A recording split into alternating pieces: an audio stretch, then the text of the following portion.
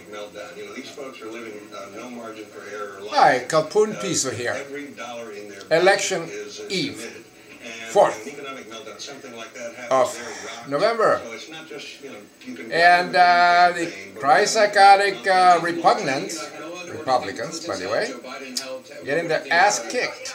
I wonder why. Domitian has unexpectedly become Emperor of Rome.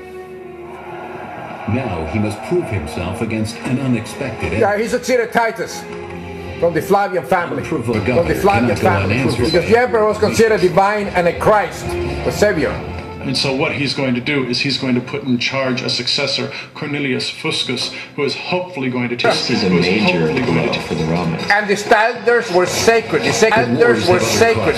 Too. And it's the wealthy citizens of Rome who are forced to fund Domitian's expensive army. The emperor would stop at nothing to fill his coffers, writes 2nd century biographer Suetonius. Yeah, the sacred emperor. Sound familiar? Domitian was considered a son of God, of course, but very superstitious. And he was paranoid on everything. And he made an unnecessary war, and he started taxing everybody and getting mad, even stealing money from the temples. That's a sacrilege. That's a no-no. And very similar to Bush, a totally incompetent fool and idiot. Domitian eagerly resorted to every sort of robbery. He used any charge to seize the property of the living and the dead. With a new general installed after Fuscus's death, Emperor Domitian deploys his soldiers across the border to Tapai and Dacia. So Decabalus had to be dealt with in some way. Circumstances won't allow Domitian to press the advantage against the Dacians. Domitian sends the young and loyal legionary commander named Trajan to restore order. The revolt is crushed, and Trajan was an amazing man, or a god, according to the Dacian king Decabalus, the Emperor Domitian's political and military problems provide an unexpected bonus. Domitian, an inept leader at best, suddenly feels vulnerable because of dissent in his ranks and the savagery of the Dacian resistance. But Domitian thought he was going to be killed. And control his defeated enemies, the insecure Domitian sends a messenger from Rome into Dacian territory, offering a generous treaty deal with the warrior king. Anytime a military leader settles with an enemy for anything less than total victory, it's always going to be open for his critics to complain that this amounts to a cowardice, to letting an enemy off the hook. And early into this decade, that was leveled at George H.W. Bush for allowing Saddam Hussein to remain in power after the first Gulf War. Domitian had given large sums of money to Decabalus on the spot, as well as artisans of every trade, pertaining to both peace and war, and promised to keep on giving large sums in the future. Domitian squanders Rome's wealth to buy a barbarian's loyalty. Yeah, that's pretty bad. This is similar to Bush trying to buy France with the oil and in Iraq and soft, and he doesn't have no idea about the Shiites and what the Muslims are, this ignorant idiot, and trying to, this is exactly, I compare this to what happened to Domitian, the incompetent Domitian. And to the permanent detriment to the Dacians, permanent tribute.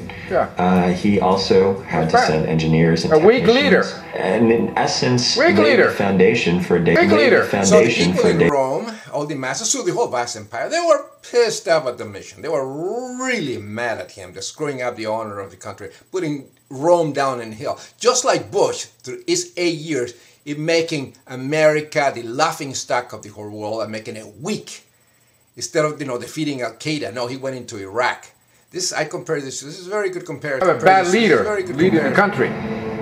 Then, in 89 AD, Emperor Domitian follows this display of Roman weakness with another foolish action. What he believes will be a show of Roman strength against other barbarians across the Danube. But Domitian underestimates their strength and devotes too few of his troops. He was very incompetent. Like the American generals should read about this, about the Roman Empire. They should get educated instead of being infected with Christ-psychosis, with blurs the mind and screws up and making stupid. They should learn from the past. They can predict the future. President Obama will restore America status in the world as an intellectual country, not a country of dummies and stupid, led by a buffoon. This is great history to all of us. Domitian, at this point, he's really on a downward spiral in a sense. Not only is he buying off Decebalus, there's rumors that he's triumphed over the Germans, but these are false triumphs, that he's been buying blonde wigs and dressing people up as Germans to carry in his triumphs, this sort of thing. Things are really on the same. Things are really on the By 93 AD, Domitian declares himself Dominus et Deus, Lord and God. Yes, God. He has become unpredictable, vindictive, predictable, vindictive. Here's Domitian, the god Domitian. Remember when the crazy Christ-psychotic idiot Bush was asked who his favorite philosopher was, and he says Jesus Christ because he saved my life. And then he said oh yes, I'm being appointed by God, and he put a faith-based initiative in the White House and all these lunacies like that. Just like Domitian, an idiot, a retarded Christ. He's assassinated on September 18th, 96 AD, that he's hated by his wife Domitia, that he's hated by various courtiers and freedmen, that the Senate's not too fond of him. No one likes Domitian at this point. So there may have been a combination conspiracy between the imperial house and various members of the house. Only 45 at the time of his assassination. He has reigned for 15 years. For 15 years. The people received the news of Domitian's death with indifference, but the soldiers grieved and at once tried to call him Domitian the God.